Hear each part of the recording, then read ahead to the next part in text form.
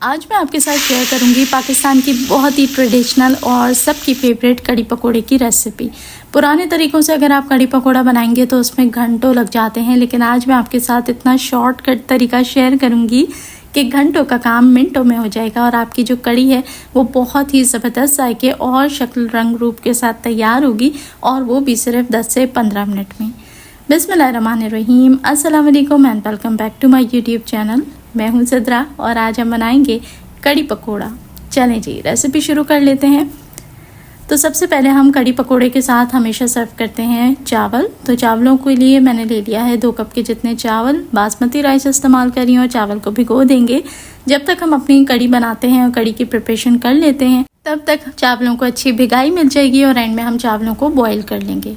चलें जी, सबसे पहले हम पकोड़े बना के रेडी करेंगे। उसके लिए लिया है 1 कप के जितना बेसन में ऐड किया है 1 टेबल स्पून अदरक लहसुन का पेस्ट, आधा चम्मच नमक, आधा चम्मच पिसी लाल मिर्च का पाउडर, आधा चम्मच हल्दी, साथ ही आधा चम्मच साबुत धनिया ऐड किया है और आधा चम्मच ही शामिल किया है ज़ीरा। सभी चीज़ों के साथ हमने अच्छे तरीके से इसे मिक्स करना है। और यहाँ पर अब आप देखें कि थोड़ा थोड़ा करके हमने पानी ऐड करना है। पकोड़ों का जो बैटर है वो बहुत ही सिंपल और आसान तरीके से बनाया जाता है, बस बहुत ज़्यादा चीज़ें इसमें मैं ऐड नहीं करती। बहुत सारे लोग सिंपल पकोड़ा बनाते हैं, यानी कि उसमें कोई भी चीज़ ऐड नहीं करते, लेकिन मैं थोड़ा सा अपने तरीके से बनाती हूँ।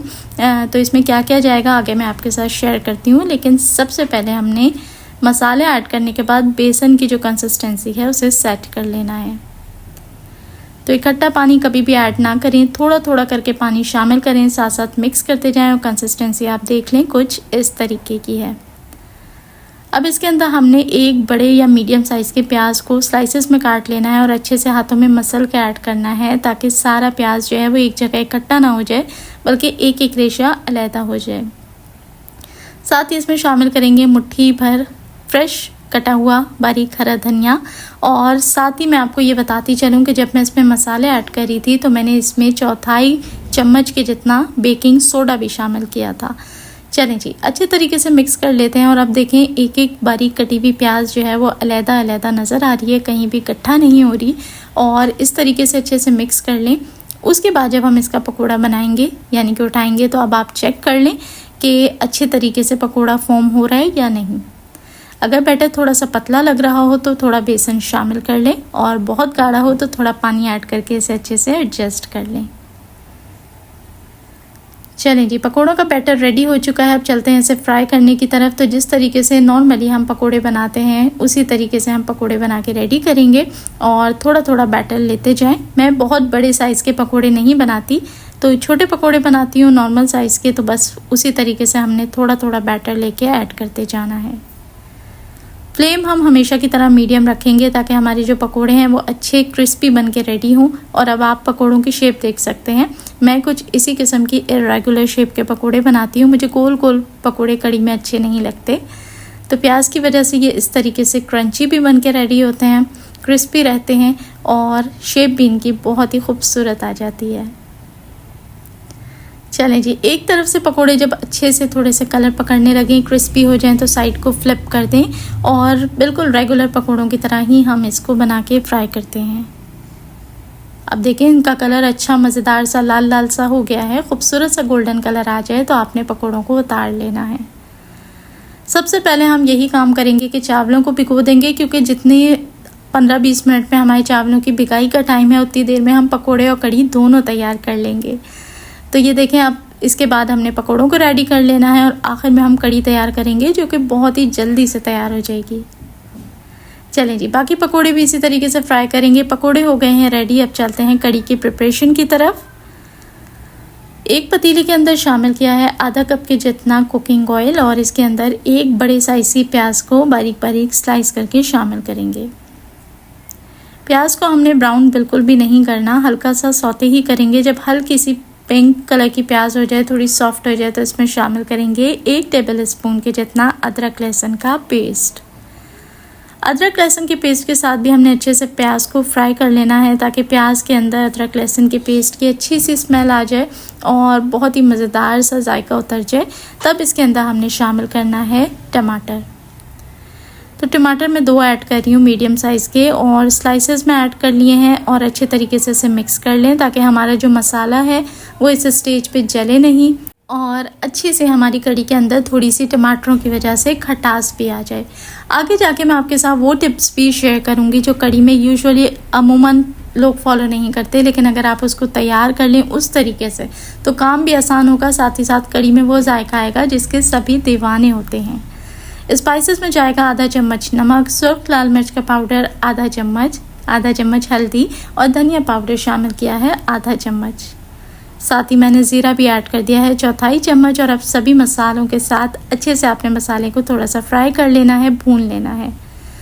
बस सारा मसला अब इस स्टेज पे आता है कि जो लोग डायरेक्टली इसी के अंदर मज़ीद चीज़ें ऐड करते जाते हैं उससे टाइम भी बहुत बढ़ जाता है और कड़ी के अंदर बहुत सारी चीज़ें तैरती हुई नज़र आती हैं, सारा प्याज टमाटर।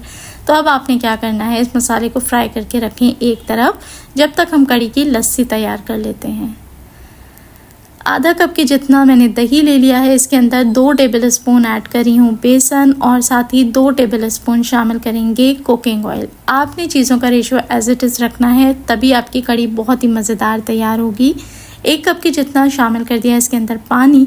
और अब इस कड़ी की जो लस्सी बना रहे हैं इसे अच्छे से मैं फेंट लूँगी।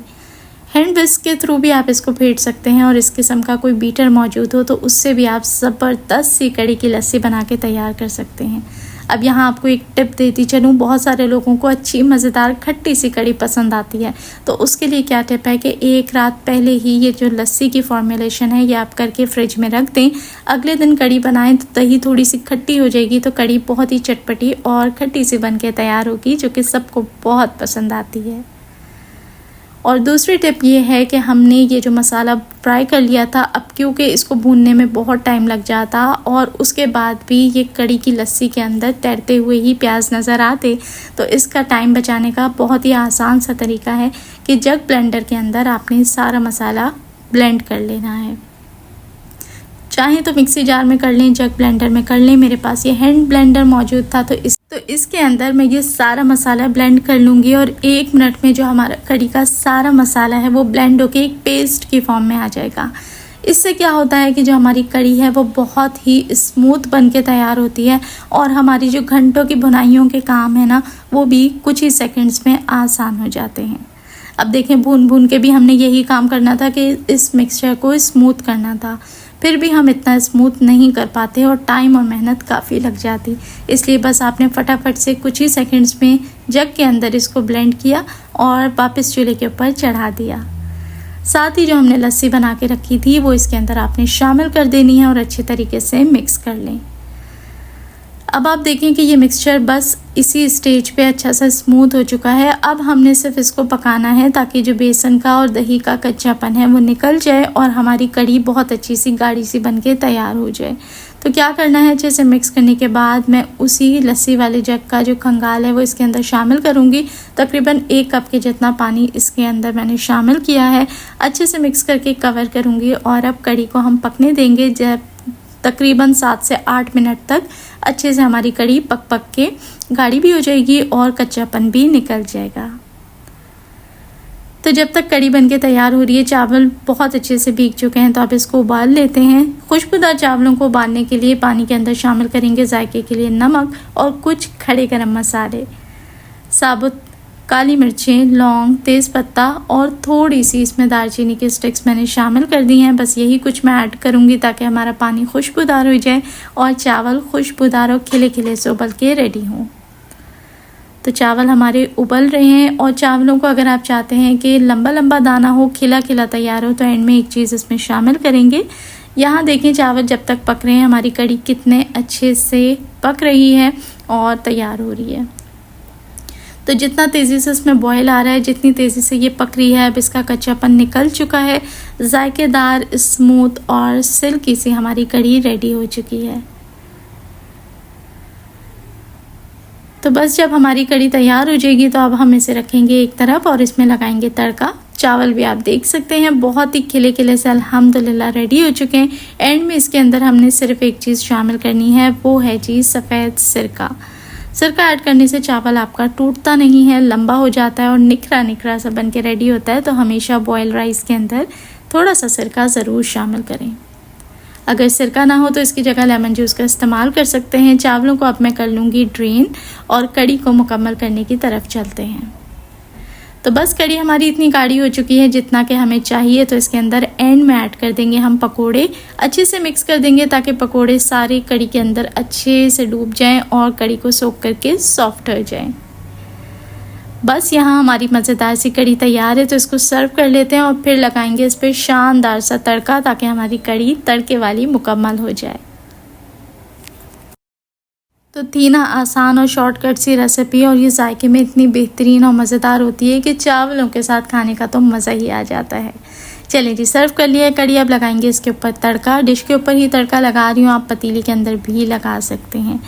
मैंने लिया है 1 कप के जितना कुकिंग ऑयल, इसके अंदर ऐड करा है 2 टेबल स्पून के जितना ज़ीरा, 4 से 5 गोल वाली सूर्ख मिर्च। और जब हम कड़ी को तड़का लगाते हैं तो हम कड़ी पत्ता को कैसे बोल सकते हैं। 7 से 8 कड़ी पत्ते ले लिए थे और अच्छे से कड़का के लगाएंगे तड़का।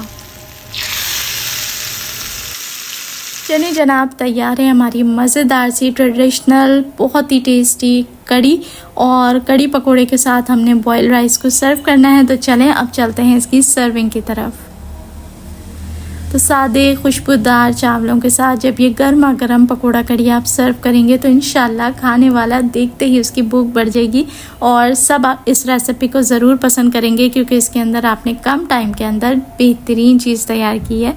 और कोई नहीं बता सकता कि ये घंटों पक के तैयार हुई है या फिर इतना ज़बरदस्त जायका मिनटों में ही आ गया है।